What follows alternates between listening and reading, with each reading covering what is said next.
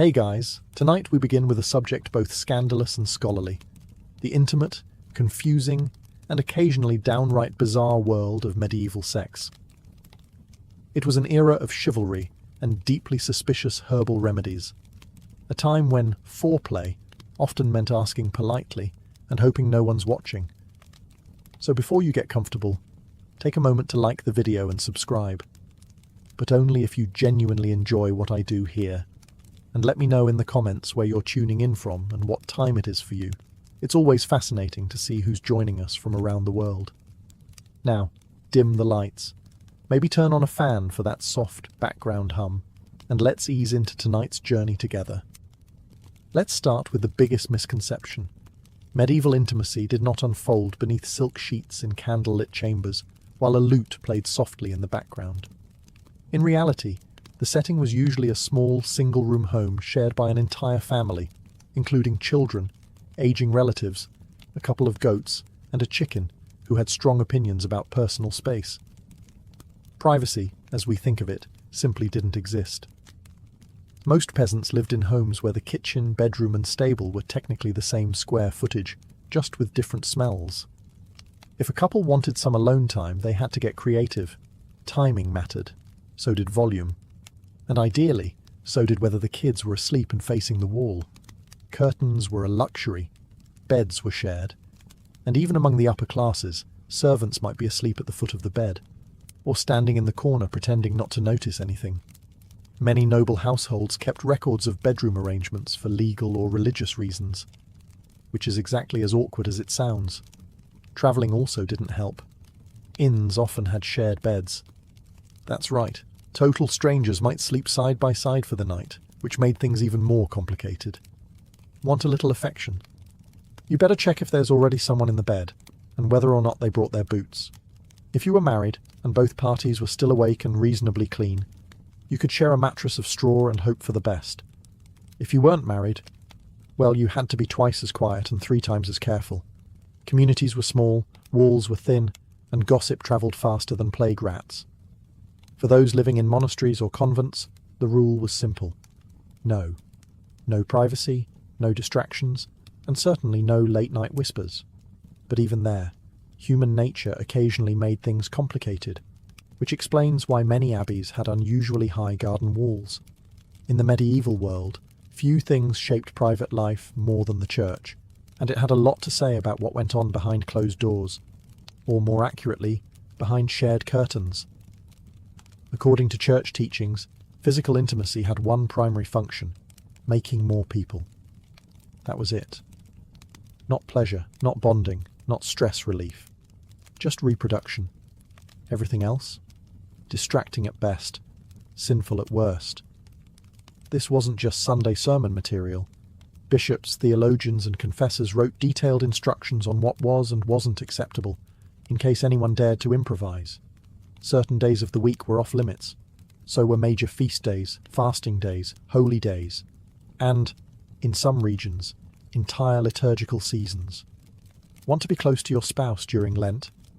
Think again. Advent? Also no. That left maybe Tuesdays in April. Even within marriage there were expectations. Couples were encouraged to approach one another with modesty and restraint. Expressions of affection were acceptable, but not excessive. Displays of passion were, to put it mildly, frowned upon.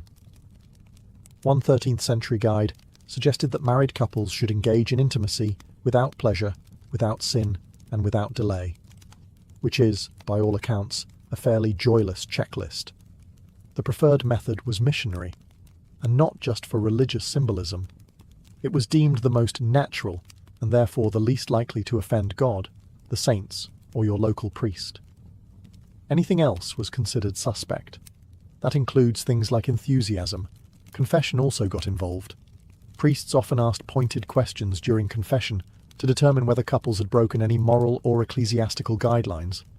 These weren't vague spiritual inquiries, they were very specific. Sometimes uncomfortably so. Let's just say the average 14th century friar knew far more about his parishioners' bedrooms than their birthdays. Still, enforcement was uneven. Some regions were stricter than others. Some priests ignored these rules entirely.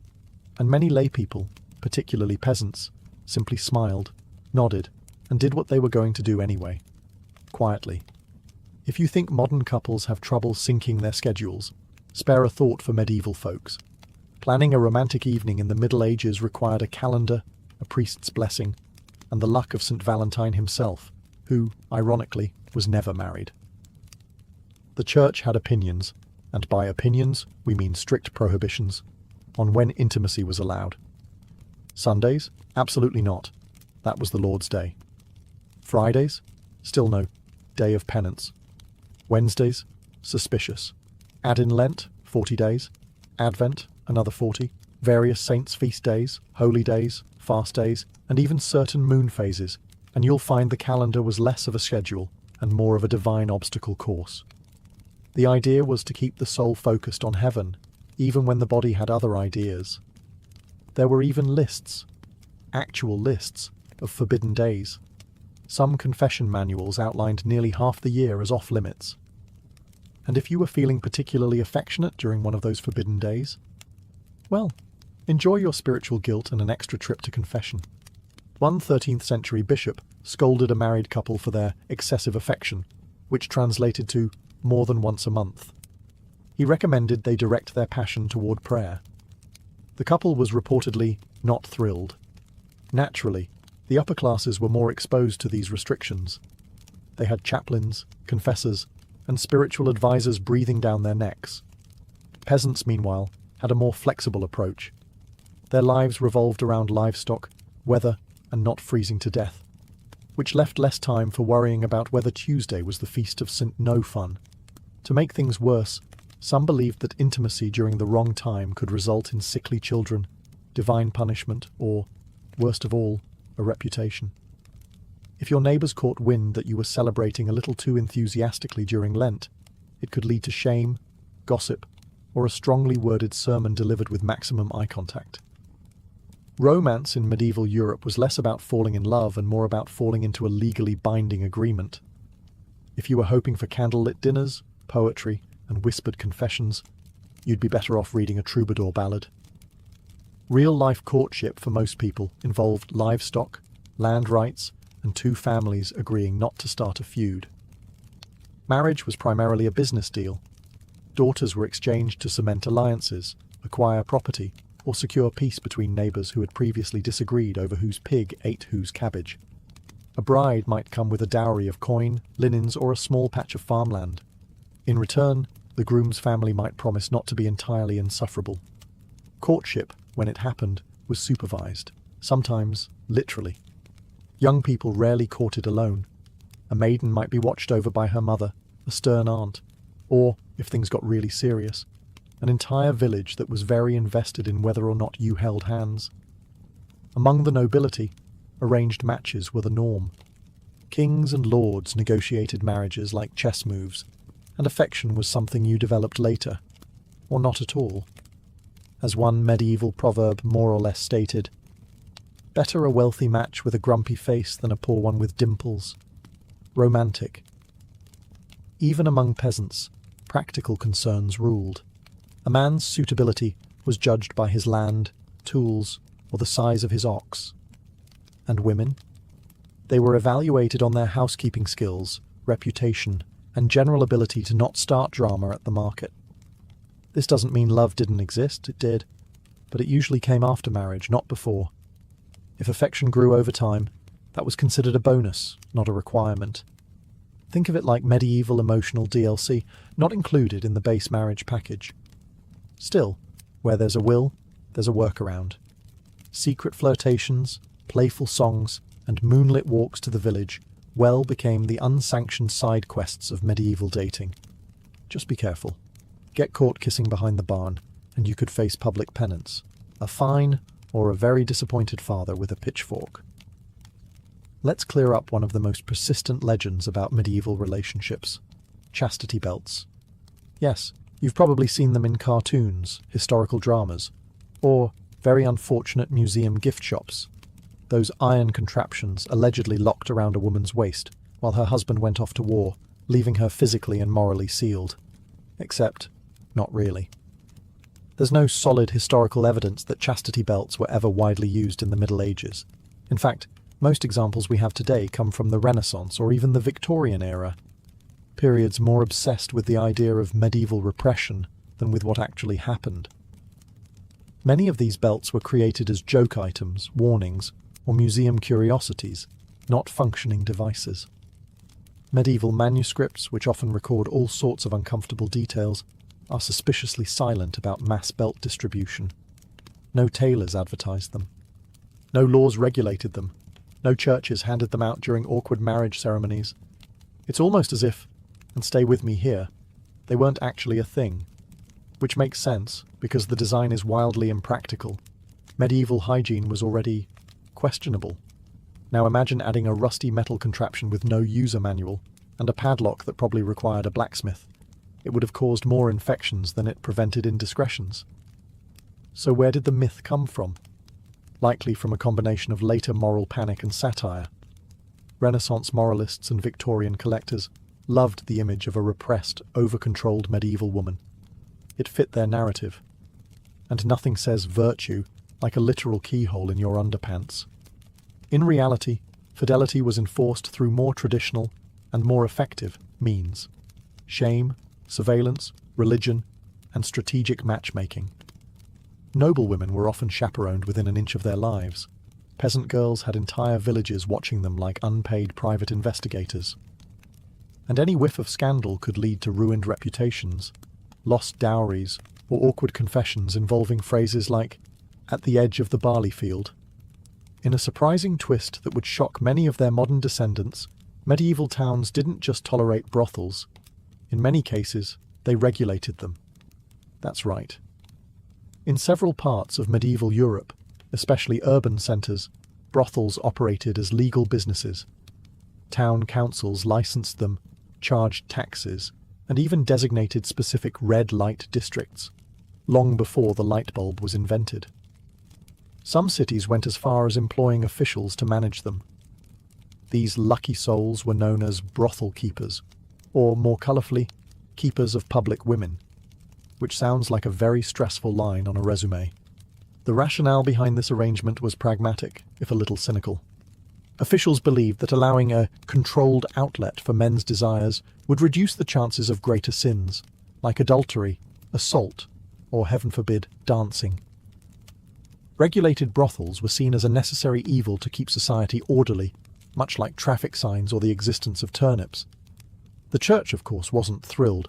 Officially, it condemned the entire practice. But unofficially, many clergy turned a blind eye. Some even collected rent from the very same establishments. If that sounds like hypocrisy, congratulations. You've grasped the essence of medieval theology in practice. Working in a brothel was no fairy tale, but it wasn't necessarily a life of constant misery either. Some women chose the profession for economic reasons, especially widows or those without family support.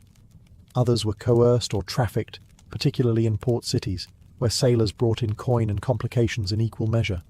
There were even handbooks. Yes, actual handbooks, for how these houses should be managed. Clean sheets, basic health inspections, and set hours were all part of the regulation process. Patrons came from all social classes: knights, apprentices, merchants, even monks, despite vows that strongly suggested otherwise. Entry fees varied, services were catalogued, and in some cases, customers paid in eggs, wool, or whatever awkward barter they had on hand. Medieval Tinder, it was not. Let's set the scene. Candlelight flickering, a soft breeze through the thatched roof.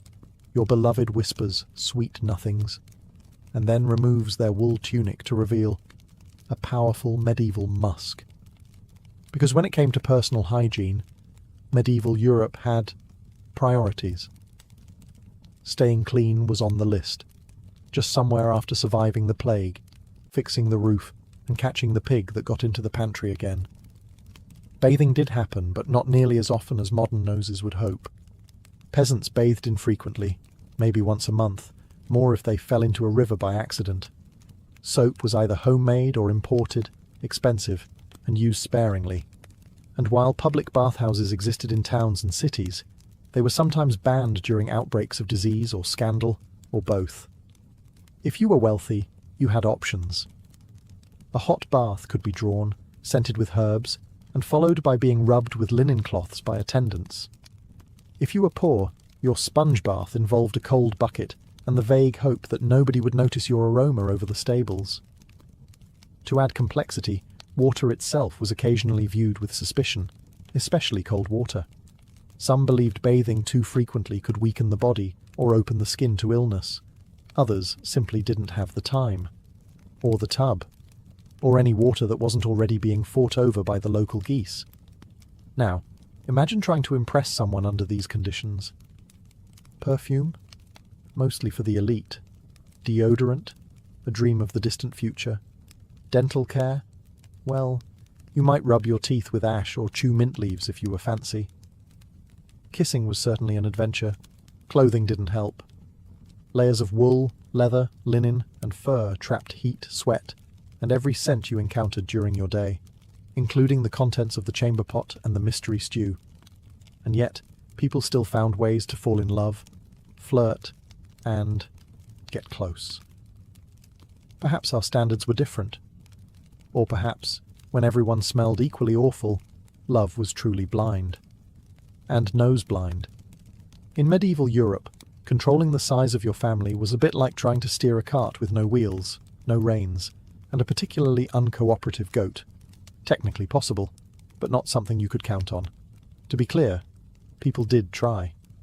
Just because contraception wasn't effective by modern standards didn't mean medieval folks were oblivious. They were very much aware that certain behaviors led to babies, and many went to elaborate, if occasionally baffling, lengths to prevent it. Some of the more scientific methods included herbal mixtures, animal membranes, and rituals that involved burying certain objects near the doorstep. One popular approach advised drinking wine boiled with beaver testicles. Others recommended wearing amulets blessed by someone who hopefully wasn't guessing.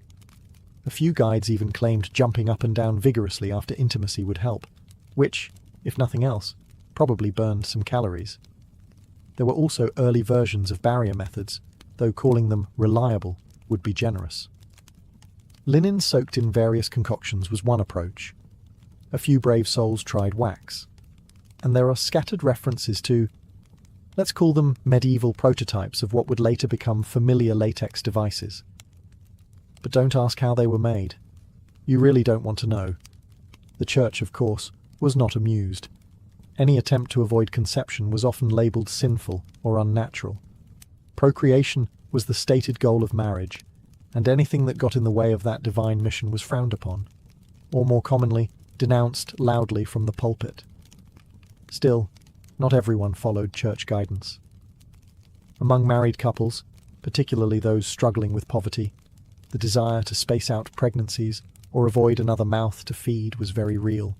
And among unmarried couples, let's just say the motivation was even stronger. But no matter the method, reliability was low. Birth control, such as it was, depended on folk wisdom, local herbs, and a surprising amount of hope. And when it failed, which it often did, well, that's where hasty marriages, hidden pregnancies, and a lot of awkward conversations came in. Despite what church authorities liked to pretend, not every medieval couple waited until the wedding bells rang before getting cozy.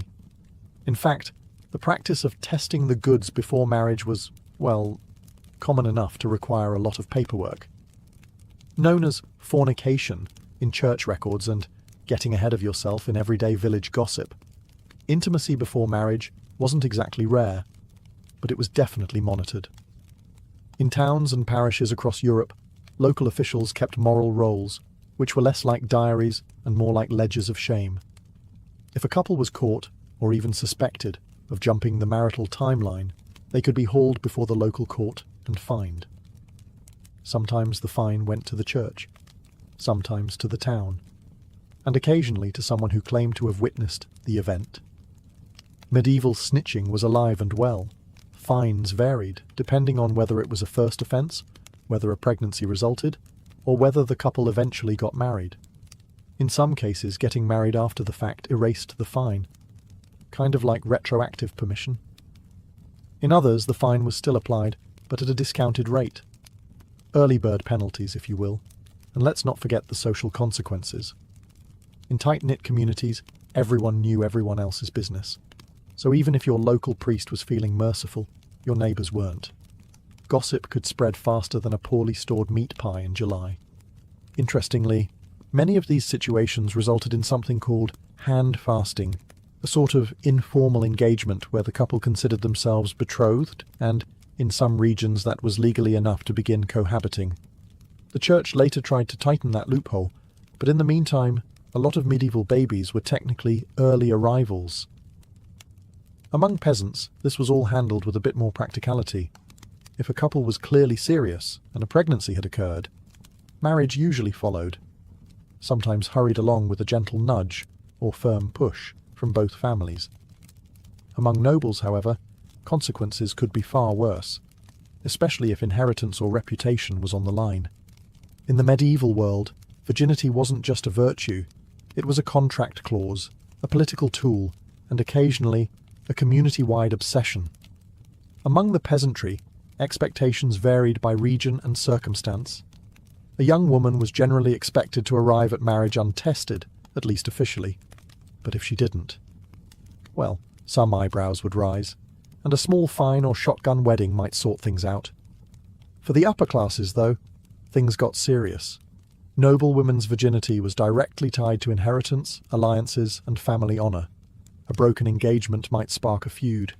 A pregnancy out of wedlock could derail generations of planning. So how did they verify it? Well, badly. Sometimes it came down to vague testimony and character references. She seemed virtuous, or she avoided the stable boy mostly. Other times, more invasive methods were used, like midwives or matrons inspecting for the infamous hymen, which science has since confirmed is not, in fact, a medieval chastity barometer. But that didn't stop anyone. There were also attempts to prove virginity after the wedding, such as displaying a blood-stained sheet, like a very awkward medieval Yelp review. This tradition, while not universal, was expected in certain regions. And if the sheet stayed clean, cue lawsuits, annulments, and family drama on a scale rivaling a royal soap opera. Men, of course, were under no such scrutiny. Male virginity was considered an optional bonus. A future husband's experience level was rarely questioned. At most, he might be encouraged to avoid tavern maids or loose company, but no one was checking his laundry the next morning. Virginity was also linked to religious symbolism. Maidens were often praised as pure vessels, which is beautiful in theory and incredibly uncomfortable in practice. Young girls were raised with saintly ideals, often featuring horrifying martyrdom stories. And if a marriage was annulled on the grounds that a bride had been dishonest, it didn't just ruin her, it could drag down her entire family's honour and property claims. So yes, in medieval Europe, virginity wasn't just about morality, it was legal currency. If you're wondering whether same-sex attraction existed in medieval times, the answer is a resounding yes. Human nature didn't start in the 20th century, but if you're wondering whether it was openly accepted, that's where things get complicated. Medieval society was structured around religious doctrine, social roles, and property rights, and all three had a lot to say about who could love whom. Spoiler alert, it was usually a man and a woman within marriage, preferably for the purpose of making more villagers. Officially, same-sex intimacy was labelled a sin by the church, often lumped in with other unnatural acts, like dancing on feast days or reading too many books. Punishments varied wildly depending on region, time period, and who was involved. A peasant couple might get a scolding and penance. Nobles, they might face exile, or quietly be ignored if they had enough land. But while the church thundered from the pulpit, real life was messier. We have records, poems, letters, even legal documents that show emotional, romantic, and sometimes physical relationships between people of the same sex. Some monks wrote love letters to each other in Latin that sound suspiciously less brotherly and more longing. Noblewomen sometimes shared beds and declared exclusive devotion in terms that would make a troubadour blush. Medieval Europe also had social structures that blurred lines. All-male monasteries and all-female convents created deep emotional bonds. Knightly brotherhoods were full of vows and affectionate language. Some historians debate whether these were romantic, platonic, or something in between. But either way, there were feelings involved. And possibly poetry. As for terminology, the modern concept of sexual identity didn't exist. You didn't come out. You just lived, carefully, quietly, and often coded in allegory. There were no pride parades, but there were songs, saints' stories, and suspiciously intense pilgrimages taken in pairs. Adultery in medieval Europe was a bit like handling a live chicken while juggling knives. Risky, loud, and likely to end with someone losing a bit of pride, or property. Let's be clear, adultery wasn't just a personal failing. It was a social offence. Marriage was seen not only as a holy sacrament, but also a legal contract, a property deal, and often a strategic alliance. So when someone strayed, they weren't just breaking hearts. They were tampering with inheritances, dowries, and the always fragile local gossip equilibrium. For women, the stakes were significantly higher. A married woman caught in an affair could face public shaming, loss of dowry rights, forced penance, or even exile, especially if she had the audacity to get caught with evidence. Adulterous noblewomen might find themselves imprisoned, divorced, or, in extreme cases, discreetly removed from court life. Think less scarlet letter, more scarlet exit. Men, on the other hand, got more leeway. A married man having an affair with an unmarried woman might be seen as morally suspect, but not legally punished, unless the woman's family had powerful friends or the church was feeling unusually righteous that week. That said, not all adulterers got off easy. Some towns imposed steep fines or required public confession. A few legal records include creative punishments, such as parading through the village in nothing but a shift or having to pay for a new church bell. Because nothing says divine justice like bronze acoustics. The real danger, however, wasn't always the law. It was the husband. Honour killings weren't unheard of, particularly among nobles. If a cuckolded man discovered his wife's affair, medieval custom sometimes allowed him to take appropriate action. The definition of appropriate, of course, depended heavily on his status and how many swords he owned. For the wealthy, things could spiral into full-blown scandals, duels, annulments, or decade-long family feuds. For peasants, the consequences were usually financial. A fine here, a goat forfeited there, and a permanent place in village gossip. In medieval Europe, the idea of consent existed, but not in the way we understand it today. It wasn't about mutual respect or enthusiastic yeses. Instead, it was tangled in law codes, dowries, church doctrine, and the occasional shrug from society. Let's start with the basics. Medieval canon law did recognize the concept of consent in marriage. In fact, a marriage was considered valid if both parties verbally consented, even without a priest present. That's right. Two people saying "I will" in a field somewhere could technically be married. Romantic? Possibly. Legally confusing? Absolutely. But here's the rub. Just because consent was acknowledged in theory doesn't mean it was respected in practice, especially for women. For noble daughters, consent often came after arrangements were made. Families negotiated marriages like peace treaties. The young lady's opinion might be politely requested, or strongly implied. But in the end, the dowry talked louder than she did. For peasant women, choices were broader, but still pressured. Saying no to a match could mean economic ruin or social backlash. Saying no to the local Reeves' son? Riskier still. Inside marriage, consent became even murkier. Husbands had legal rights to their wives' bodies, and denying them could be grounds for complaint or annulment. Some church thinkers argued that spouses owed each other the marital debt, which sounds like a joint checking account, but was actually far less voluntary. Still, the picture wasn't all grim. Medieval courts did prosecute cases of coercion and assault, especially when witnesses were available or the accused didn't have powerful friends. In urban centres like London or Paris, court records show women and men bringing forward complaints, sometimes winning justice, or at least making a public stink. And let's not forget the literary side. Medieval tales are full of complex dynamics. Courtly love poetry, for example, often danced around consent. with knights pining, ladies refusing, and everyone dramatically swooning. If nothing else, they knew it was important to ask, even if they ignored the answer. If you ever felt like the medieval church had a complicated relationship with physical pleasure, you're right. It wasn't just complicated, it was borderline suspicious.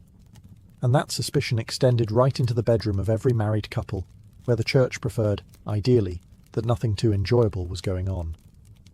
To be fair, the church didn't outright ban marital relations. That would have been a logistical nightmare for inheritance, population, and, well, humanity.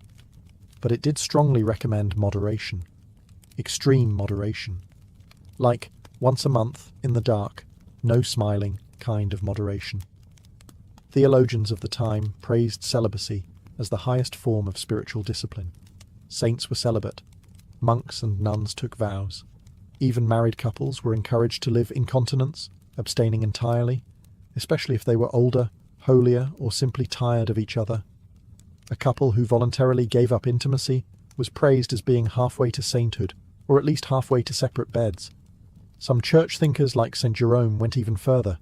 He argued that even within marriage, desire was a weakness. Marital relations were acceptable only for procreation, not for fun, not for bonding, and certainly not because someone looked particularly fetching in their woolen nightshirt. This attitude filtered down into confessionals and moral manuals. Priests were instructed to ask married parishioners if they had been too lustful, even with their own spouses. Picture the awkward silence that must have followed that question at the altar rail. And yet, people still lived their lives. Most peasants, merchants, and even nobles nodded politely at the church's teachings, then went home and did whatever felt right between chores, taxes, and the odd peasant uprising. Let's be honest, after a long day threshing barley or settling land disputes, a little affection probably felt more comforting than shameful. But for the truly devout, celibate marriages were held up as models of spiritual partnership. These were couples who lived together, prayed together, and considered carnal urges a thing of the past, or at least a thing better left to younger, less holy villagers. After everything we've covered, arranged marriages, fines for flirting, herbal birth control, suspicious bath habits, and church warnings against smiling too much, you might be wondering, did medieval people actually fall in love? The answer is yes. Awkwardly, passionately, and sometimes even happily. Despite the rigid social structures and moral sermons, love found a way to bloom in the cracks. Peasant couples courted in fields and marketplaces, trading favours, flowers, and whispered gossip over turnips. Noble lovers exchanged poetry and secret glances during formal banquets while pretending to care about hunting falcon breeds. Monks and nuns wrote letters filled with emotion that modern readers still debate. Was it spiritual longing, or something more? Literature from the period is bursting with romance.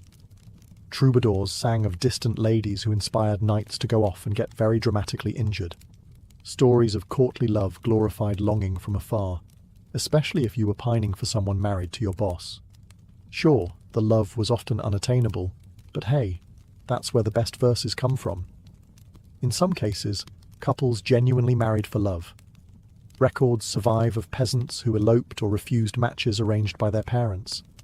Even nobles occasionally rebelled, much to the horror of their family accountants.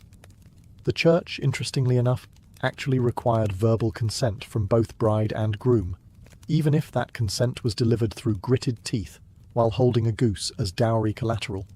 And once married, many couples built strong partnerships. They worked side by side, raised children, endured plagues, and navigated taxes, which is basically the medieval version of a romantic getaway. Letters between spouses, especially during times of separation, show real affection, real longing, real commitment. Even widows and widowers sometimes remarried for companionship rather than political gain, choosing someone they like to spend their remaining years with. Because even after everything, the rules, the risk, the ritual, people still wanted to feel loved, preferably before curfew, and hopefully not during Lent. It all began with a disaster. Zeno of Citium, a wealthy merchant from the island of Cyprus, had it all: ships loaded with precious dyes, trade routes mapped across the Mediterranean, and the kind of fortune that made a man feel invincible. But fate, as ancient philosophers love to remind us, doesn't care how many ships you own. Somewhere near Athens, Zeno's fleet was caught in a violent storm. The sea didn't just swallow his cargo, it swallowed his identity. One moment, he was a merchant. The next, a man with nothing. When he finally reached the Athenian shore, he was broke, soaked, and, ironically, on the verge of something far more enduring than trade wealth. With nowhere to go and nothing left to lose, Zeno wandered into a small bookshop in the Athenian agora. It was here that he picked up a worn copy of Xenophon's Memorabilia, a text that preserved the wisdom of Socrates. Intrigued by the quiet power of the ideas within, Zeno asked the bookseller where he could find a man like Socrates. The bookseller simply pointed to a stooped, cranky philosopher named Crates walking by. And so, Zeno began studying under Crates the cynic, a man known for rejecting wealth and possessions with almost theatrical dedication. He once threw his money into the sea just to prove a point. At first, Zeno struggled with this extreme lifestyle. He wasn't ready to live in poverty for philosophy's sake. But Crates planted a seed in his mind, one that grew into a new way of thinking. Zeno didn't stay a student forever. Over time, he pieced together his own worldview, borrowing Socratic ethics, cynic discipline, and the logical rigor of earlier thinkers like Heraclitus. Eventually, he began teaching in the painted colonnade of Athens, the Stoa Poikile, a public porch decorated with murals. That's where Stoicism got its name, not from an ivory tower or secret academy, but from a painted porch open to all. It's a fitting origin, a philosophy born not from luxury, but from ruin. Not in a palace, but in a moment of humility. Stoicism, from its first breath, was designed to help people navigate the wreckage, not avoid it. And Zeno was its first survivor. After the shipwreck and the scrolls, after the quiet conversations with cynics and the long walks under the Athenian sun, Zeno didn't just start teaching. He started redefining what it meant to live well. At the heart of his philosophy was one powerful idea: logos. To the Stoics, logos wasn't just reason. It was the divine, rational structure of the universe, the cosmic blueprint. Everything, they believed, happened for a reason, whether or not humans could understand it. The world, messy as it seemed, was ordered. And if you could align your thinking with that cosmic order, you could live with peace, clarity, and moral strength. Zeno and his early followers taught that virtue, arete in Greek, was the only true good. Not fame, not wealth, not even physical health. Those were indifferents, things that might be nice to have but didn't define your moral worth. What mattered was how you handled them. And that's where the Stoic mindset takes shape. The world throws chaos at you, but you remain unmoved. Not emotionless, but anchored. You can't control external events. You can't control what people say or do. But you can always control your thoughts, your actions, and your responses. It was radical. Most people back then, and let's be honest, most people today, chase comfort, admiration, money, or control.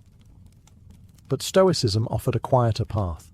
Live in harmony with nature, accept fate without resentment, and strive only to be good, not to feel good. Their favorite analogy? Life is like being a dog tied to a cart. You can either run with it or be dragged behind. Either way, the cart's going forward. Your choice is how you move with it. Zeno wasn't alone for long. His students began gathering in the Stoa, discussing how to master themselves rather than the world. Over time, this porch talk turned into one of the most quietly resilient philosophies in history, and one that would outlast empires. But philosophy doesn't live in theory, it lives in practice. And in the next generation, a new Stoic would take the reins. One who fought battles not with logic alone, but with discipline and steel. His name? Cleanthes, a former boxer who brought muscle to the mind. Cleanthes wasn't your typical philosopher. Before he ever scribbled a single scroll or stood beneath the painted porch, he was a boxer. Not metaphorically, a literal pugilist, earning his bread through sheer physical strength and relentless endurance. But when he discovered Zeno's teachings, he found a different kind of strength, the kind that didn't bruise but braced the soul. He worked by night carrying water for a gardener and studied philosophy by day. His hands were calloused, his muscles worn, but his mind unshakable. Cleanthes embodied the Stoic belief that virtue comes not from privilege, but from perseverance. He didn't speak of theories he hadn't tested. If Zeno taught that one should accept hardship with grace, Cleanthes lived it every sunrise. His most famous work, the Hymn to Zeus, is a poetic tribute to Logos, the divine rationality that governs all things. But don't let the title fool you. This wasn't religious flattery. It was a calm declaration of cosmic order. Everything, Cleanthes wrote, is woven into a grand plan, even the painful parts. His stoicism was like a glacier, silent, immense, and impossible to move. He also introduced a more emotional texture to stoicism. While Zeno emphasized logic and detachment, Cleanthes suggested that proper emotions, like awe at nature or love for wisdom, could have a place if they aligned with reason. He wasn't arguing for indulgence, just for balance.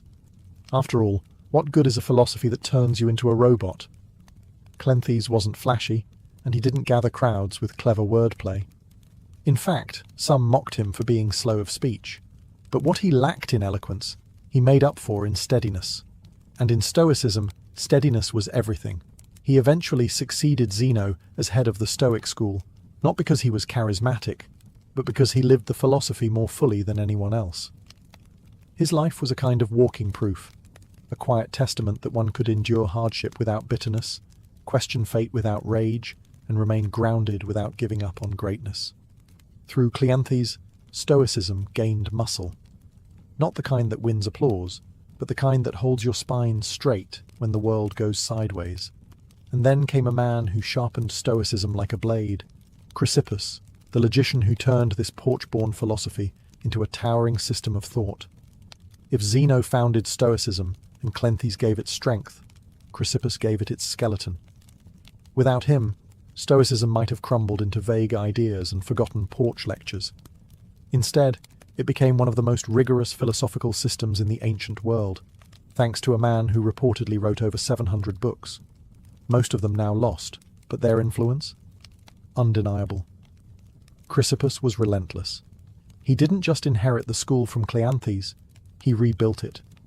Where Zeno had been reserved and Cleanthes poetic, Chrysippus was surgical. His specialty: logic. In a time when most philosophers leaned on rhetoric or emotional appeal, Chrysippus built a system of reasoning that could rival Aristotle's. He was obsessed with clarity. He believed that if Stoicism was to survive, it couldn't rely on charisma or tradition. It had to make sense. Ironclad. No loopholes. No fluff. He refined the Stoic distinction between what is in our control and what is not. He expanded their ethics, metaphysics, and physics into something coherent and unapologetically difficult. Chrysippus argued that virtue alone was sufficient for happiness, not virtue plus comfort or virtue plus friends. Just virtue, full stop. One of his most famous contributions was the lecton, a concept describing the meaning behind words. He argued that every spoken word had a sayable, a layer of content carried by speech, tied to logic. It might sound abstract, but this deepened the Stoic understanding of reason and clarity, which for them was essential to a good life. But he wasn't just dry parchment and dusty scrolls. Chrysippus had a biting wit. Once, when accused of not practicing what he preached, he supposedly replied, "Would you blame a doctor who gets sick? He still knows how to treat illness." Stoicism wasn't about pretending to be perfect. It was about trying, every single day, to close the gap between your actions and your ideals. Thanks to Chrysippus, Stoicism hardened. It became more than a comfort for shipwrecked merchants or poetic boxers. It became a discipline, something you studied, practiced, and used to cut through confusion and chaos. And that discipline would soon find its way out of Greece, into the heart of Rome, where emperors and slaves alike would grapple with its power. By the time Stoicism drifted into Rome, the philosophy had already weathered centuries of refinement. But in the hands of the Romans, it evolved from a Greek intellectual pursuit into a way of life suited for statesmen, generals, and even emperors. The Romans weren't interested in abstract metaphysics or syllogisms about nectar. They wanted practicality. They faced wars, conspiracies, betrayal, and personal ruin, and they needed a system that could hold their inner world steady while the outer world collapsed. Stoicism, with its focus on self-mastery and virtue in the face of chaos, was a perfect fit. Enter Seneca the Younger, philosopher, playwright, and reluctant advisor to the notoriously unstable Emperor Nero. Seneca wasn't born into hardship. He was a wealthy elite, well-educated, and dangerously close to power. But despite his position, his writings reveal a man deeply aware of life's fragility and the corrupting lure of comfort. In his letters to Lucilius, Seneca preached restraint, mindfulness, and simplicity. He warned against being ruled by emotion or desire, and yet his own life was a battlefield between Stoic ideals and political compromise. He amassed wealth even as he wrote about frugality. He served a tyrant even while writing about virtue. But rather than discredit him, this tension makes him more relatable. Seneca didn't pose as a saint. He was painfully aware of his contradictions. His advice to others often came with a quiet self-rebuke. "I am not a wise man," he wrote, "but a lover of wisdom." And maybe that's the most Stoic thing of all, not to claim mastery, but to pursue it humbly. While Seneca offered Stoicism to the elite, another Roman gave it to everyone else. Epictetus, a former slave. Crippled and impoverished, Epictetus owned nothing, not even himself. And yet he taught that true freedom comes from within. "You may chain my leg," he said, "but not even Zeus can conquer my mind." To him, life's hardships weren't obstacles. They were training grounds for virtue. His teachings, preserved by his student Arrian, became a Stoic manual for inner liberation. In Rome, Stoicism was no longer just philosophy. It was armor, mental armor. And soon, that armor would be worn by the man who ruled the known world, Marcus Aurelius, emperor, warrior, and the most unlikely of all, a philosopher king. It's one thing to read philosophy in peace. It's another to write it on the front lines of war, while ruling an empire crumbling at its edges. Marcus Aurelius, crowned emperor of Rome in 161 CE, was a man born into unimaginable privilege. And yet, his reign was anything but comfortable. Plagues swept across the empire. Germanic tribes pushed at the borders. His co-emperor Lucius Verus died early. His generals betrayed him. And worst of all, his own son, Commodus, would grow into the tyrant he had hoped never to raise. Amid all this, Marcus didn't write speeches or propaganda. He wrote to himself, quiet, personal reflections later compiled into the Meditations. Never intended for publication, these pages offer a window into a Stoic mind under siege. They read not like declarations from a throne, but like whispered reminders from a tired man trying to stay upright. "Begin each day by telling yourself," he wrote, "Today I shall meet with interference, ingratitude, insolence, disloyalty, ill will, and selfishness." That wasn't pessimism. It was preparation. Marcus believed that by expecting hardship, he could face it without being thrown off course. To him, people's actions were not insults. They were reflections of their ignorance. And his duty wasn't to control others, but to control himself. He often reminded himself, "You could die tomorrow. You could die today. So act now, not with anxiety, but with purpose." That wasn't despair. That was clarity. Despite commanding legions and managing a vast empire, Marcus was obsessed with inner life. He believed you could be surrounded by chaos and still remain untouched if your mind stayed anchored in reason and virtue. He rarely indulged in cruelty. He rejected opulence, and while he couldn't always live up to Stoic ideals, who could? He returned to them like a compass in a storm. Marcus Aurelius didn't invent Stoicism, but in many ways he lived it more visibly than anyone before him. He proved that Stoicism wasn't just for philosophers in togas or ascetic monks. It was for anyone, even the most powerful man on earth, who wanted to carry peace into the battlefield of life. And yet, after Marcus, the flame of Stoicism began to flicker. It wouldn't vanish, but it would retreat, waiting centuries to be rediscovered by new seekers of calm in the modern world. After the death of Marcus Aurelius in 180 CE, Stoicism didn't exactly die, but it faded. The philosophy that had once stood at the heart of Roman intellectual life began to slip quietly into the background. Part of this had to do with politics. Marcus's son, Commodus, inherited the empire and seemed determined to undo every Stoic virtue his father lived by. While Marcus embodied restraint and wisdom, Commodus embodied indulgence and vanity. The Roman court became a theatre of excess, and philosophy had no role in the spectacle. Meanwhile, a new force was rising: Christianity. As it spread through the Roman Empire and eventually became state religion, its theology, rituals, and worldview began to replace the ancient schools. Where Stoicism taught self-reliance, Christianity emphasized divine grace. Where Stoicism taught acceptance of fate, Christianity spoke of redemption and the will of God. Though these ideas weren't always in conflict, Christian thinkers often saw Stoicism as a noble but ultimately pagan system, admirable yet incomplete. And yet, Stoicism didn't vanish. It simply migrated, its core ideas seeping into early Christian thought. Many church fathers admired the Stoics. Thinkers like Augustine, though critical of Stoic pride, respected their moral seriousness. And monastic traditions, especially among Christian ascetics, borrowed heavily from Stoic discipline. Silence, simplicity, denial of luxury, and the examination of conscience, all of these would have felt right at home in the writings of Epictetus or Seneca. Throughout the medieval period, Stoicism became a sort of background philosophy, respected by scholars, cited by monks, but rarely practiced in full.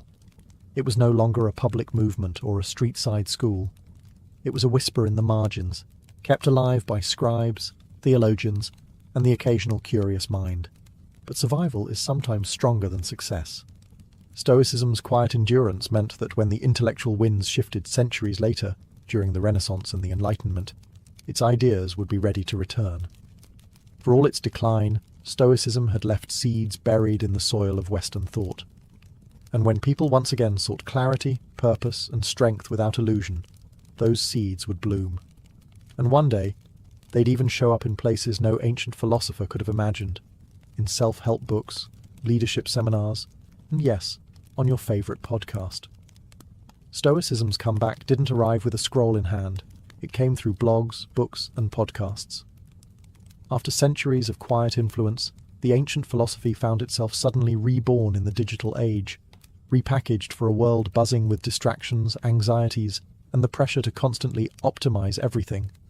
In the 20th century, philosophers like Pierre Hadot began peeling back the layers of Stoicism, reminding readers that it wasn't just an intellectual exercise, it was a way of life. Not cold, but contemplative. Not harsh, but healing. Hadot argued that ancient philosophy was originally a spiritual practice, and Stoicism, more than any other school, was meant to be lived, not merely read. That message hit home for a new generation.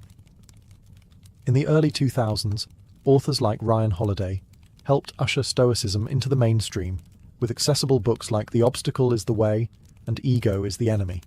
Drawing on Marcus Aurelius, Seneca, and Epictetus, Holiday framed Stoicism as a practical toolkit for resilience, something you could use whether you were launching a startup, coaching a sports team, or just trying to survive a bad Monday.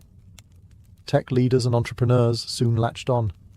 Tim Ferriss, Naval Ravikant, and others began citing Stoic texts like instruction manuals for high-performance living. The idea was simple. In a world that moves fast, thinks shallow, and craves constant validation, Stoicism offers an antidote: stillness, control, and clarity. Even mental health professionals took notice. Therapies like cognitive behavioral therapy, CBT, borrow heavily from Stoic principles. Challenge your thoughts. Focus on what you can control. Don't let emotion dictate action. Sound familiar? But the revival wasn't without criticism. Some said modern Stoicism had been stripped of its depth, turned into motivational wallpaper for productivity bros. And there's truth to that. Not every inspirational quote on Instagram reflects the rigor or humility of ancient practice. Still, the fact remains. Stoicism survived not because it was trendy, but because it works. When life goes sideways, when we lose a job, face a diagnosis, or wake up unsure of our place in the world, Stoicism reminds us, you can't control what happens, but you can control what you become. That message has never been more timely, and so we arrive at the present, where ancient wisdom quietly guides modern minds. Today, Stoicism exists in a paradox. It is an ancient philosophy designed for inner peace, now living in a world obsessed with noise. Scroll through social media and you'll see a quote from Marcus Aurelius, sandwiched between cat videos and stock tips. Open a bestseller list, and there it is again. The Daily Stoic, waiting to be your morning mental vitamin. Somehow, a 2,300-year-old porch philosophy is trending. But Stoicism isn't popular because it's fashionable. It's popular because it addresses a very specific modern hunger, mental clarity in a world of confusion. When everything feels out of control, the economy, relationships, climate, algorithms, Stoicism offers a map inward. It teaches us to focus, not on the chaos around us, but on the choices we still own. The central questions remain the same. What is in your control? What kind of person will you choose to be, regardless of circumstance? And unlike some philosophies that demand total withdrawal from the world, Stoicism invites us to participate. Go to work, raise your kids, serve your community, but do it from a place of calm, not craving. Action, yes, but grounded action. In that sense, Stoicism is a kind of rebellion, not the loud, sign-waving kind, but a silent resistance against impulsiveness, distraction, and emotional chaos. It's the discipline to pause before reacting, the courage to stay kind in a cruel moment, the humility to know you're not the center of the universe, but you are responsible for how you move through it. More than ever, people are returning to this simple clarity. Athletes use it to manage pressure. Veterans use it to process trauma. CEOs use it to lead without ego. Teenagers, overwhelmed by the constant flood of comparison and digital noise, turn to Epictetus for a lifeline. Of course, no philosophy is a magic cure. You'll still feel grief, still fail, still lose your temper. But Stoicism gives you something rare, a framework to get back up, reflect, and recenter. In the end, it's not about being perfect, it's about progress. Quiet, steady, internal progress. And in a world that rewards loudness, maybe the most revolutionary act is to be still. To a modern visitor, an ancient Roman bath might look like a luxury resort. Marble floors, vaulted ceilings, statues of gods, and pools steaming in the morning sun. But to a Roman, it was just another Tuesday. Bathing wasn't an occasional treat. It was a daily ritual, and for many, an essential part of being Roman. By the height of the empire, there were over 900 public baths in Rome alone, ranging from grand imperial complexes to modest neighborhood facilities. Everyone from senators to shoemakers made time to bathe. Cleanliness was important, yes, but so was the rhythm of the experience, the routine, the conversation, the heat. The process was deliberate. You'd enter through the apoditerium, or changing room, where slaves might help wealthier patrons undress. From there, you'd ease into the tepidarium, a warm room that opened your pores and began the relaxation. Then came the caldarium, the heart of the experience, a hot, steamy chamber heated by an underfloor system called the hypocaust. Here, bathers would sweat, scrape their skin with strigils, curved metal tools, and sometimes even get a massage. Finally, you'd plunge into the frigidarium, a cold pool meant to tighten the skin and jolt the senses. It was this contrast, hot to cold, sweat to chill, that gave the ritual its power. Romans believed it was good for circulation, digestion, and even mood, And honestly, they were probably right. But more than hygiene or health, baths were about belonging. You went to see and be seen. You gossiped, networked, debated politics, made business deals, or just eavesdropped on the latest scandal. Some brought their own musicians. Others brought snacks. Poets recited verses. Philosophers argued under domed ceilings, echoing with laughter and steam. In essence, a Roman bath was a democratic space, at least by Roman standards. Status mattered, but even emperors might share a room with commoners. Slaves and women had restricted access or separate hours, but they too were part of this daily world. For the Romans, bathing wasn't about vanity. It was about routine, health, society, and rhythm. A place where the individual dissolved, just a bit, into the larger hum of the empire. One breath of steam at a time. Roman baths weren't just impressive. They were engineering masterpieces. Long before the modern sauna or heated flooring, the Romans figured out how to transform bricks, fire, and water into an immersive wellness centre. At the core of this innovation was the hippocaust system, an early form of central heating. Beneath the floors of the hot rooms, slaves stoked a roaring furnace, or prefernium. This fire heated a space beneath the raised floor, supported by small columns called pillae. Hot air flowed through this subfloor chamber and up through flues in the walls, radiating heat through the room like a gentle oven. The result? A consistent, enveloping warmth without smoke suffocating the bathers. The architecture itself was strategic.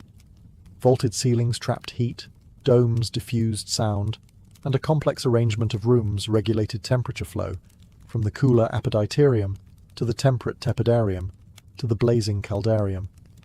Windows were designed to harness sunlight, and water was constantly circulating, clean, flowing, and heated to exacting standards. And let's talk about the aqueducts, the silent heroes of the empire. These elevated stone channels delivered vast quantities of water into the cities, allowing even inland bath complexes to operate year-round. Some of the grandest baths, like those of Caracalla or Diocletian, consumed millions of litres of water daily. Yet the system was so well built that waste was minimal and flow was constant. The water wasn't just used for soaking. Romans also had steam rooms, saunas, and even primitive flushing toilets nearby. Sewage was carried away through underground drainage systems. Again, all gravity-powered. The baths weren't isolated marvels. They were integrated into the broader infrastructure of Roman urban life. Maintenance was constant. Workers known as fornicatores tended the furnaces, while others cleaned the pools, managed supplies of wood, or repaired tiles and plumbing. It was labour-intensive, but the reward was clear. These buildings didn't just last years. Many stood strong for centuries. In an age with no electricity, no industrial machinery, and no digital thermostats, the Romans created a seamless experience of heat, comfort, and flow. That's why walking into a Roman bath wasn't just entering a building, it was entering a system, one powered by fire, sustained by water, and shaped by genius. Despite all the sweat, steam, and strigils, Roman baths were never just about physical cleansing. They were about information. In a society without smartphones, email, or newspapers, the baths functioned as a kind of open-air broadcast centre. Gossip didn't trickle here. It flowed. Senators, merchants, soldiers, and poets all mingled freely, with togas off and voices raised. Conversations carried across the tepidarium like wildfire. Who was sleeping with whom? What was the emperor plotting? Which general just lost a battle in the east?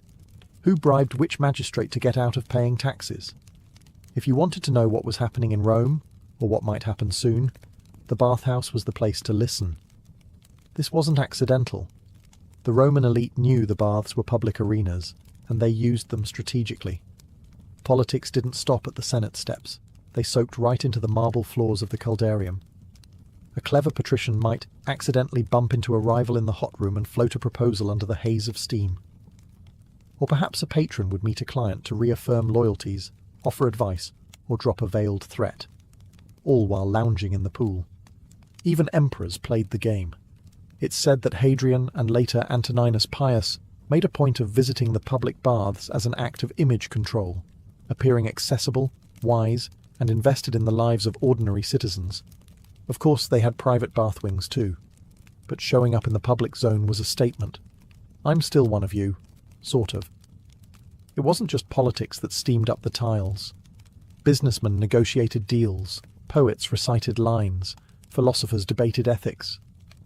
The acoustics of the domed rooms often helped amplify voices, a useful trick for anyone who wanted their cleverness overheard. In a strange way, the bathhouse was Rome's version of Twitter, Wall Street, and the Senate floor, all at once. It was unfiltered, buzzing, and deeply performative, but it was also where strategy was born. Real decisions, military, financial, personal, often started here, far from the formal halls of power. Because when everyone is half naked, sweating and relaxed, masks fall away. And in the steam, the real empire whispered its plans. To the Romans, bathing wasn't just about feeling fresh or looking polished. It was a critical part of health and medicine. The bathhouse was where ancient wellness philosophy met practical self-care. Doctors recommended it, philosophers endorsed it, even the military encouraged it. Hot water, cold plunges, sweating, and massages were all believed to purify the body and balance the humours. The four fluids the Romans thought governed health: blood, phlegm, yellow bile, and black bile. If these got out of balance, you got sick. But a visit to the baths, with its cycle of heating, scraping, and cooling, could supposedly restore that balance. And there's some logic to it, even by modern standards. The heat of the caldarium opened pores, relaxed muscles, and helped with circulation. The cold plunge in the frigidarium reduced inflammation and invigorated the senses. The skin was scraped clean with strigils, which removed dirt, oil, and dead skin. Afterward, many Romans received massages using scented oils, sometimes infused with herbs, sometimes just olive oil. Today, we might call this detoxing or hydrotherapy. They just called it daily life. Some of the larger bath complexes even included small medical clinics where physicians, often Greek-educated, examined patients, offered treatments, or suggested dietary changes. If you had a cough, aching joints, or digestive troubles, your doctor might prescribe not a pill, but a visit to the tepidarium, or a change in your bathing routine. Exercise was part of the picture too. Many baths had attached palestra, open courtyards for physical activity. Romans boxed, wrestled, fenced, or played ball games before beginning the bathing process. The idea was to work up a sweat before entering the steam rooms. Health wasn't passive. It was earned, one push-up and plunge at a time. Even mental health wasn't ignored. The rhythm of the bath, its slow, deliberate transitions from room to room, encouraged reflection. Some Stoics and Epicureans even wrote about the baths as places to clear the mind and tame the emotions. In many ways, Roman baths were ahead of their time, an integrated space for exercise, cleansing, socializing, and healing. A kind of ancient wellness center, with better mosaics and slightly more gossip. For the Romans, a healthy body wasn't a goal. It was the foundation of virtue, clarity, and strength, and the bathhouse was where it all began. Walking into a grand Roman bathhouse wasn't just stepping into a building. It was stepping into an aesthetic experience. The architecture, the materials, the very air, everything was designed to impress, soothe, and elevate. From the moment you entered the apoditerium, changing room, you were surrounded by elegance. The walls were often painted in vivid frescoes, mythological scenes, pastoral landscapes, or even cheeky caricatures. Marble benches lined the room, niches held clothing, and on the better days, musicians played softly in the background while your sandals were taken by a servant. Then came the baths themselves. The tepidarium was usually the most beautiful room, designed as a kind of warm antechamber to the hotter and colder extremes. It was often circular or rectangular, with high vaulted ceilings, colourful mosaics on the floors, and large windows that diffused the afternoon light. The ceilings were sometimes coffered or domed, supported by columns of Egyptian granite or local stone. The caldarium, the hot room, featured heated pools and steam. You'd see bronze or terracotta braziers, and sometimes gilded taps that flowed with heated water. The floors were warm beneath your feet, thanks to the hypocaust system, and the air shimmered with heat. Decorative fountains and statues added a touch of divine elegance. Apollo, Venus, and Hercules all made appearances. The frigidarium, cool and serene, was usually the largest and most striking space.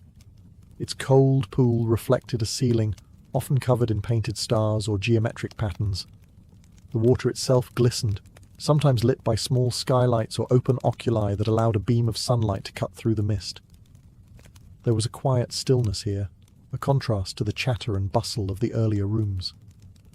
Everything in the Roman bath was designed to inspire awe. The use of imported marble, colourful tilework, and advanced geometry wasn't just vanity, it was a statement.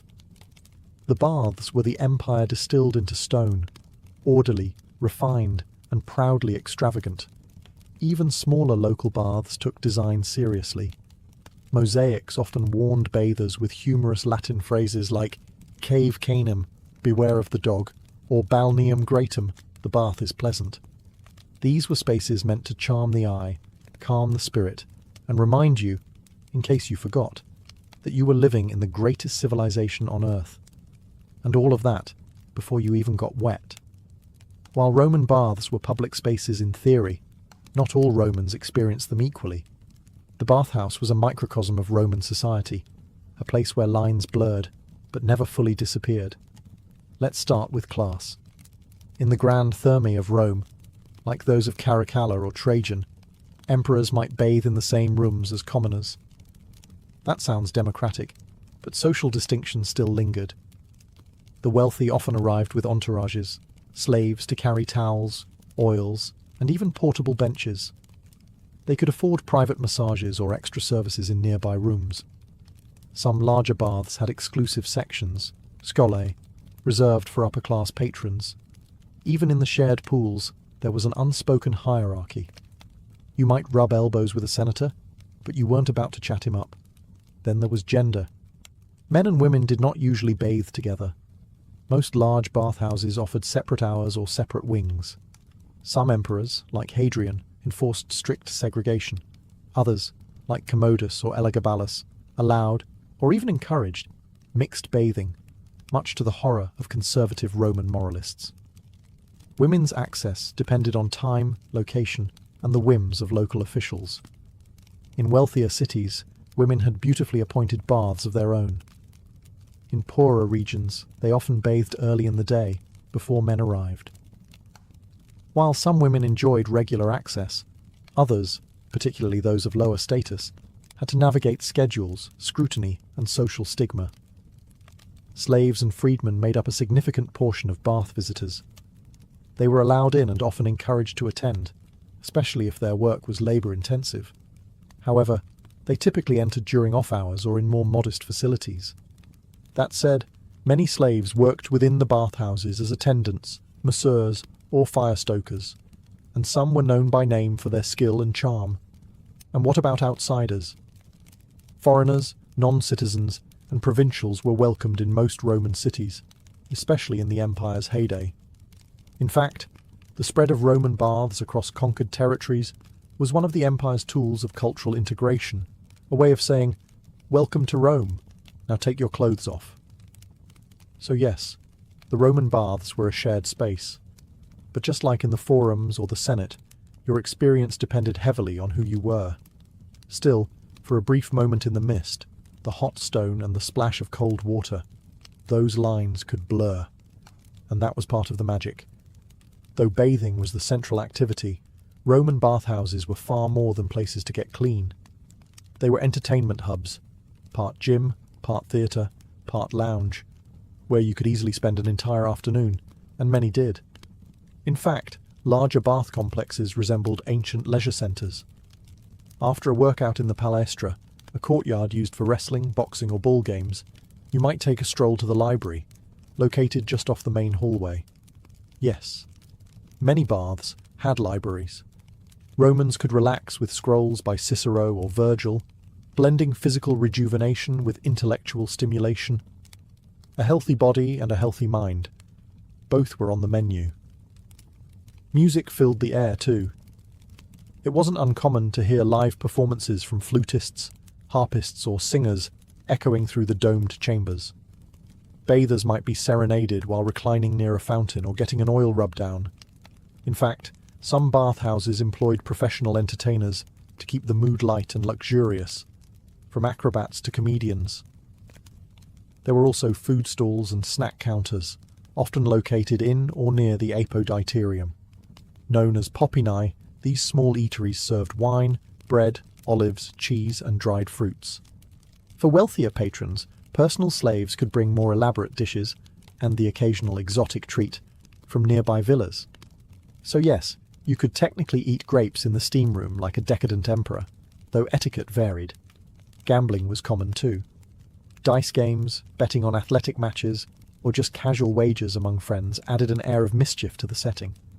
These activities weren't always legal, but they were tolerated in bath culture. After all, people came here to let loose.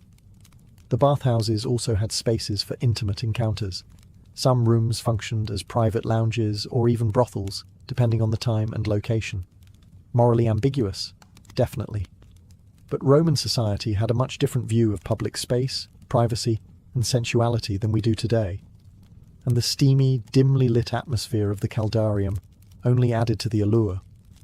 One of Rome's most remarkable achievements wasn't just building an empire, it was standardizing the Roman experience across thousands of miles. And that included baths. From the misty highlands of Britannia to the deserts of North Africa, and from the forests of Gaul to the sands of Syria, the Roman bath became a unifying symbol of Roman identity. Wherever the legions marched and the engineers followed, they built roads, forts, and bathhouses. These provincial baths weren't just carbon copies. They reflected local resources and customs while still following the essential Roman layout: apoditerium, tepidarium, caldarium, frigidarium. In cold climates like Britain or Germania, the hot rooms were especially important. In warmer places like North Africa or the Levant, some bathhouses expanded the shaded colonnades and cooled pools, offering relief from the blistering sun. Cities like Timgad in Algeria, Jerash in Jordan, and Bath in England all featured impressive thermae, often with mosaics, sculptures, and inscriptions celebrating imperial generosity. These weren't just public works, they were propaganda in stone. Every polished marble slab and steaming pool reminded locals, this is Rome, and Rome takes care of its people. But baths also played a critical role in cultural integration. For newly conquered peoples, the bathhouse served as a soft introduction to Roman customs. You might still speak your own language at home, but once you stripped off your clothes and stepped into the steam, you were participating in a Roman ritual, one that transcended ethnicity, origin, or local tribe. It also became a mark of urbanization. A city wasn't truly Roman until it had proper baths. They often came bundled with forums, amphitheatres and temples, creating civic centres that mirrored those of the capital. Bathing, then, wasn't just about hygiene. It was about civilization. Of course, local twists remained.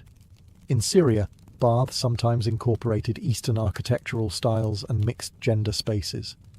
In Britain, Celtic traditions subtly influenced the bathing sequence. And in Egypt, older Hellenistic models blended with Roman designs to create hybrid complexes with lush courtyards and incense-filled chambers. No matter the local flavour, the Roman bath became a universal experience, one that made an empire feel cohesive. A place where even at the farthest frontier, you could close your eyes in the Caldarium and, for a moment, feel like you were in the heart of Rome. Like so much of Roman civilization, the glory of the baths didn't last forever. As the empire weakened in the 4th and 5th centuries CE, so too did the great bathhouses. What had once been daily rituals for millions slowly slipped into disrepair, abandonment, and, eventually, ruin. Several factors contributed to this decline. First, the empire's economy crumbled under the weight of inflation, military overreach, and political instability. Funding the maintenance of vast bath complexes, which required teams of workers, constant fuel for the hypocaust, and clean water from aqueducts, became unsustainable. Then came the breakdown of infrastructure. Aqueducts fell into neglect or were deliberately destroyed during invasions. Without running water, the baths lost their core purpose. The once bubbling caldariums went dry, and the marble halls echoed with silence. Religion also played a part. As Christianity became dominant, public bathing, especially mixed or nude bathing, came under increasing moral scrutiny. Church leaders saw the baths as symbols of pagan indulgence and bodily vanity. While some Christian emperors tried to preserve the public health function of the baths, others shut them down or repurposed them into churches, monasteries, or administrative buildings. And yet, the legacy of Roman baths endured. In the Islamic world, the tradition continued through hammams, bathhouses that carried forward many Roman innovations, heated rooms, steam treatments, and communal cleansing rituals. These spread across the Middle East and North Africa, preserving the essence of Roman wellness in a new religious and cultural framework. In Europe, spas and mineral baths became popular during the Renaissance and later Enlightenment, especially in places like Bath, England, and Baden-Baden, Germany. These revived bathing as a therapeutic and social activity, echoing the Roman model even as the empire itself was long gone. Today, the ruins of Roman baths still captivate visitors. The baths of Caracalla, the Stabian baths in Pompeii, and countless smaller sites across Europe and the Mediterranean remind us that Rome didn't just conquer through the sword, it conquered through comfort, engineering, and shared ritual. Roman baths may have crumbled, but their spirit lives on. In our gyms, our spas, our hot showers, and our quiet moments of self-care.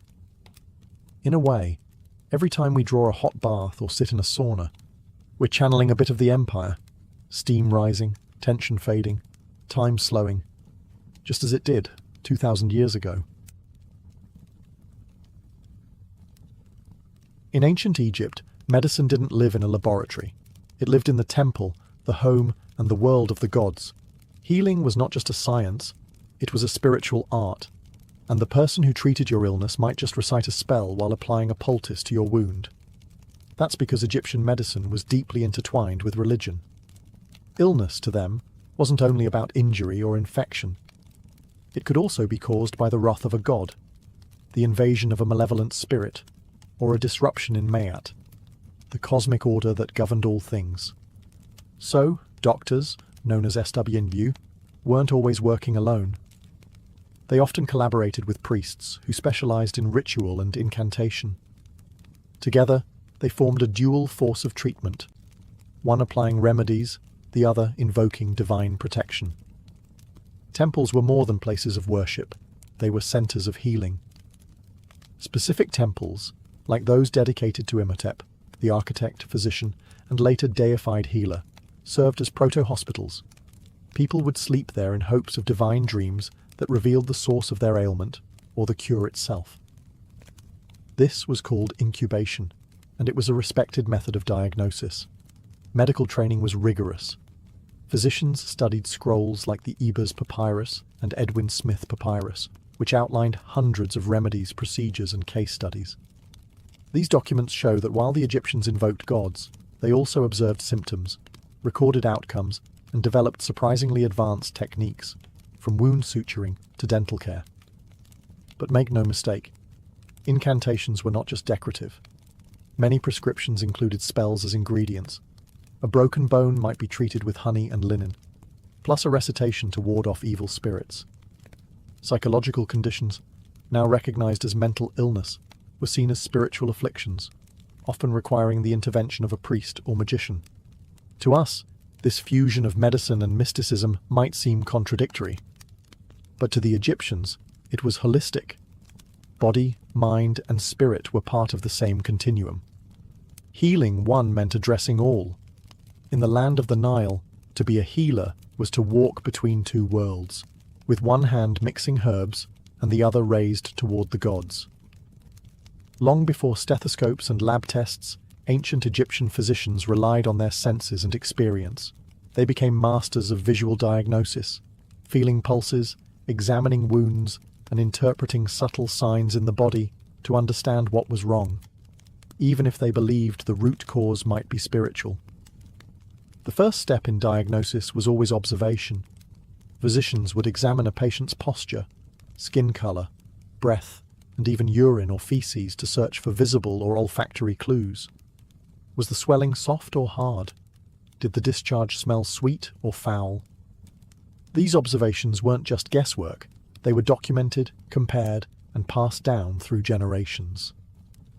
The pulse held particular significance. The Egyptians called it the speech of the heart. They believed that the heart was the center of a system of channels, similar to a network of irrigation canals, through which air, blood, and spirit flowed. If the pulse was irregular or weak, it suggested that one of these vital channels was blocked or disturbed. Although their anatomical understanding wasn't perfect, their conclusions often reflected real symptoms and led to logical treatments. Yet when no physical explanation was found, the physician would turn to spiritual causes. Was the illness a punishment from a god? A curse from an enemy? A lingering spirit refusing to leave the body? In such cases, diagnosis involved more than examination. It required consultation with a priest-magician, dream interpretation, or even astrological analysis. The alignment of stars and the behavior of sacred animals might factor into the final verdict. In texts like the Ebers Papyrus, physicians categorized diseases based on patterns. They didn't always know why something happened, but they knew what usually followed. For instance, they could identify the stages of an infected wound or the course of a fever. These practical patterns formed the basis for treatment protocols, and interestingly, they were not always superstitious. Some medical texts explicitly separate physical ailments from spiritual ones. If a wound could be seen, smelled, and treated, no spell required. But if all else failed, it was time to invoke divine aid. To an ancient Egyptian, the world was filled with unseen forces. But through keen eyes, careful hands, and centuries of accumulated wisdom, their physicians sought to make the invisible visible. When it came to treatment, ancient Egyptian physicians had an astonishing arsenal of remedies and recipes. Their pharmacies weren't stocked with pills and injections, but with herbs, minerals, animal products, and oils, many of which they combined with surgical procedures and ritual chants. The result? A holistic approach that blended natural science with spiritual symbolism. At the heart of their medicine was the Ebers Papyrus, a 110-page scroll from around 1550 BCE. It contains over 700 prescriptions, addressing everything from stomach pain and toothaches to skin diseases and fertility issues. Each recipe was tailored, not just to the disease, but to the patient's body and social status, and often included precise instructions for mixing, timing, and application. One of their favorite ingredients? Honey. Prized for its antimicrobial properties and still used today in wound care. Honey was applied to cuts, burns, and ulcers, often mixed with other substances like crushed seeds or resin. They also used garlic, onion, juniper berries, and myrrh, not just for their aroma but for their antiseptic and anti-inflammatory effects. Their pharmacopoeia included more exotic fare as well: crocodile dung for contraceptives, lizard blood for skin treatments, hippopotamus fat, and even mummified human flesh for particularly superstitious cures.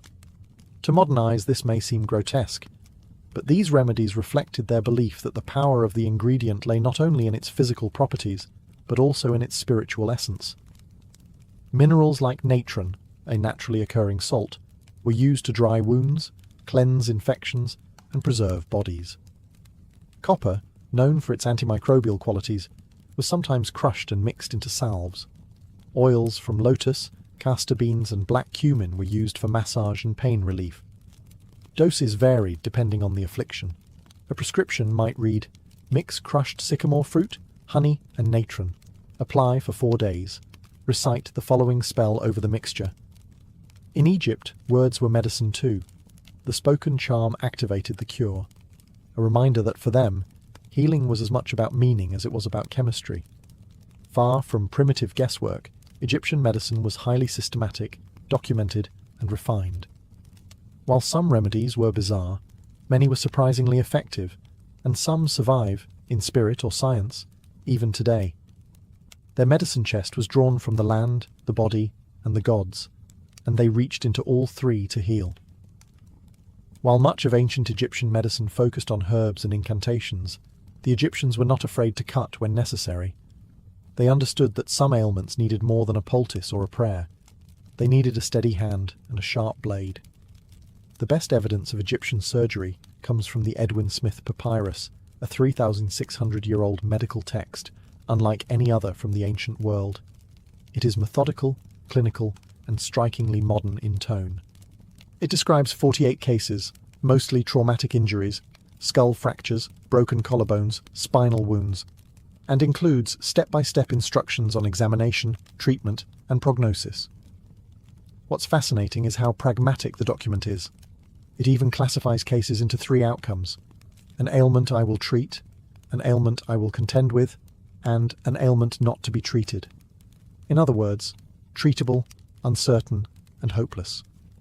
This was triage, a concept we still use in emergency medicine today. Egyptian surgeons used a range of tools: bronze knives, scalpels, forceps, cautery hooks, and needles. They practiced stitching wounds, draining abscesses, setting bones with wooden splints, and even performing circumcisions. Some mummies show evidence of successful bone healing, indicating that patients survived their injuries and continued living for years. They were also pioneers in wound hygiene.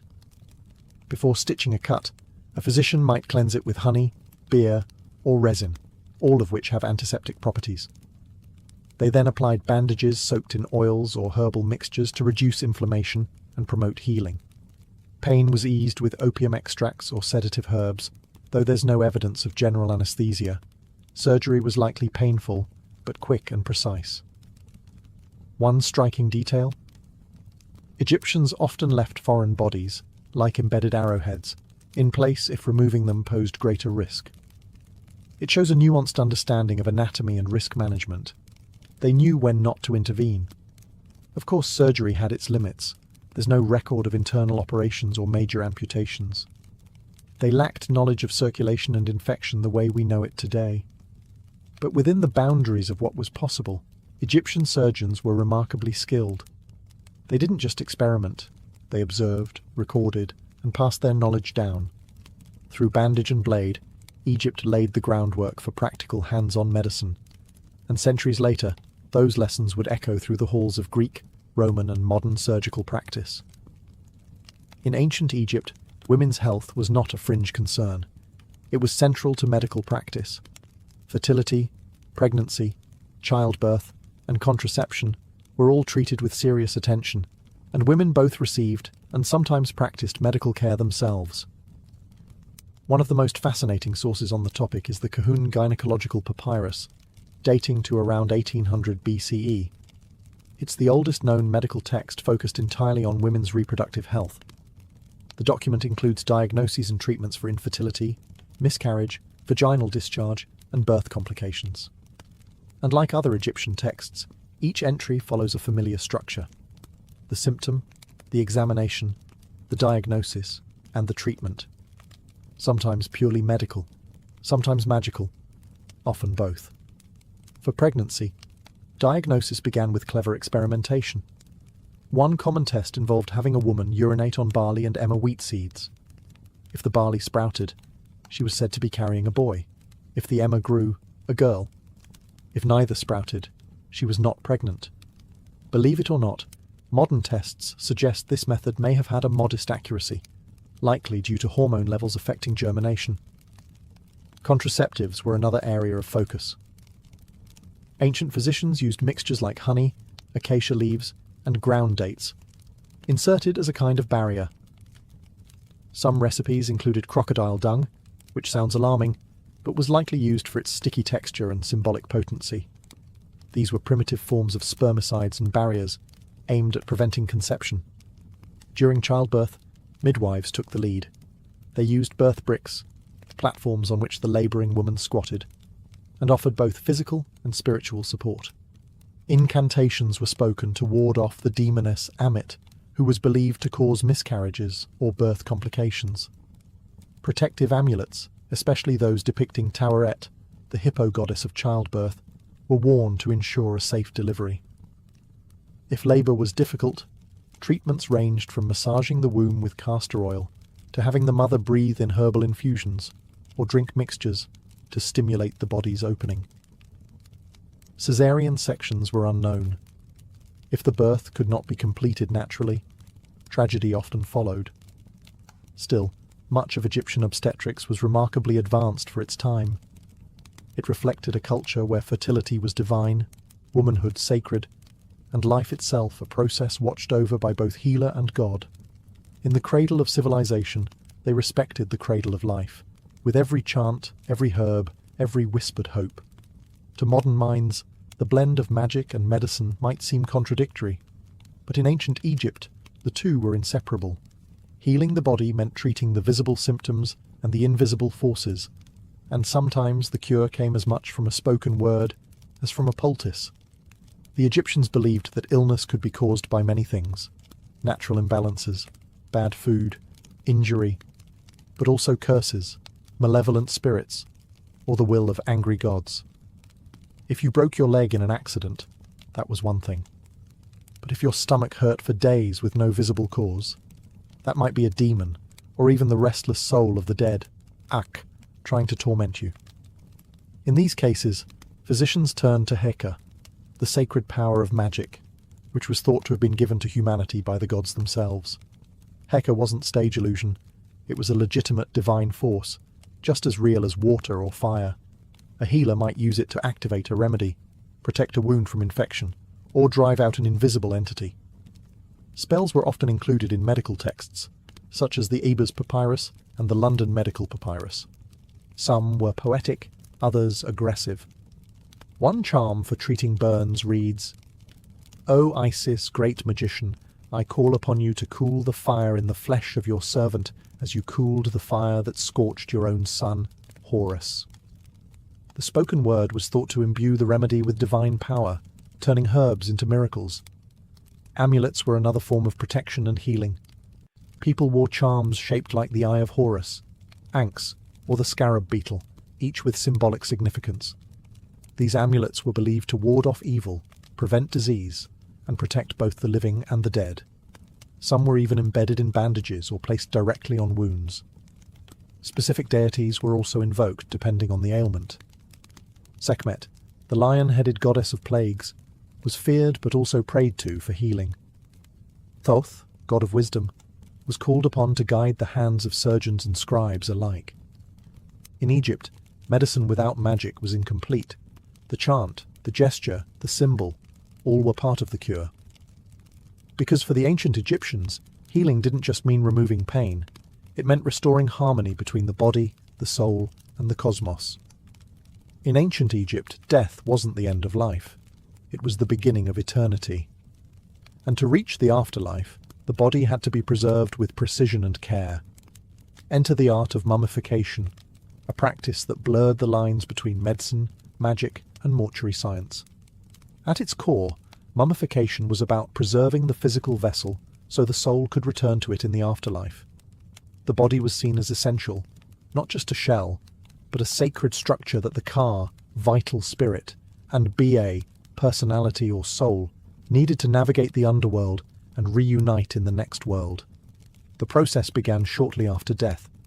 Embalmers, who acted as both technicians and ritual specialists, washed the body with palm wine and Nile water. Then came the most critical step, removal of the internal organs, which were quick to decay.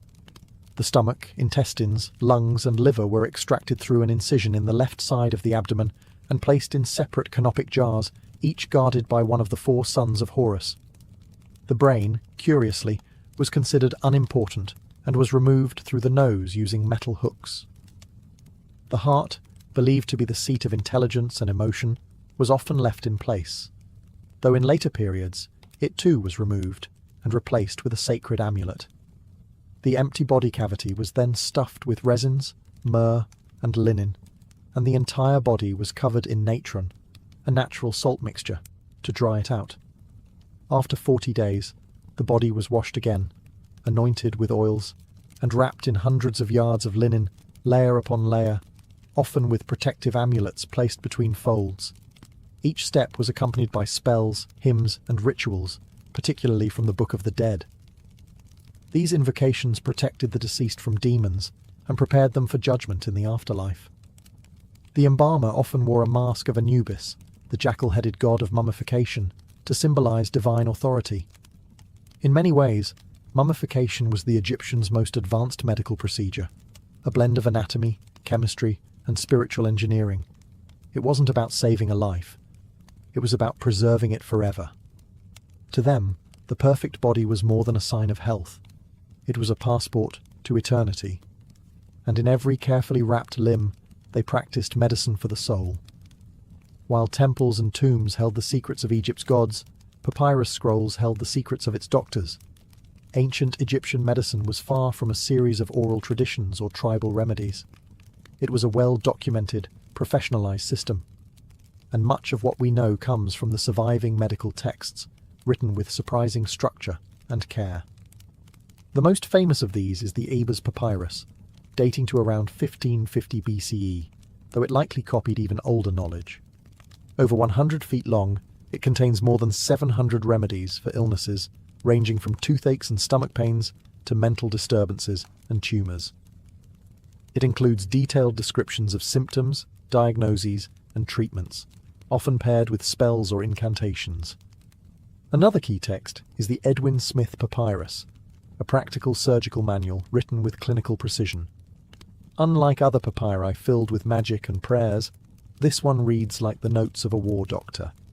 It presents case studies of traumatic injuries, mostly fractures, dislocations, and head wounds, and outlines step by step how to examine, treat, and prognosticate. It's a rare glimpse into how Egyptians could separate spiritual belief from empirical observation. The Kahun Papyrus is another treasure, focused specifically on women's health, fertility, and gynecology. It provides insight into birth control methods, pregnancy diagnosis, and even surgical procedures related to the uterus. These texts weren't hidden away. They were studied by scribes and physicians, many of whom trained at houses of life, scholarly institutions located within temples.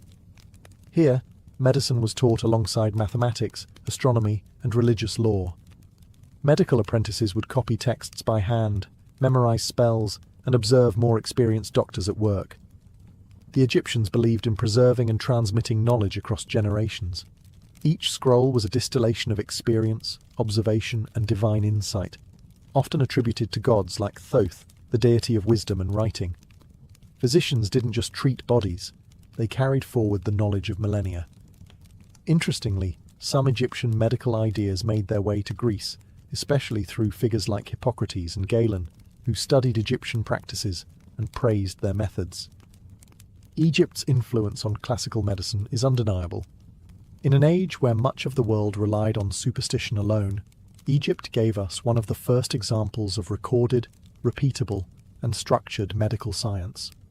Written in ink, bound in papyrus, and passed on with purpose. Though the sands of time buried their temples and tombs, the legacy of ancient Egyptian medicine never truly disappeared. In fact, many of their practices, beliefs, and innovations quietly shaped the course of global medical history. Their echoes still felt in today's hospitals, pharmacies, and spiritual healing traditions. First, their systematic approach to medicine was revolutionary. The Egyptians categorized symptoms, recorded treatments, and made careful observations about cause and effect.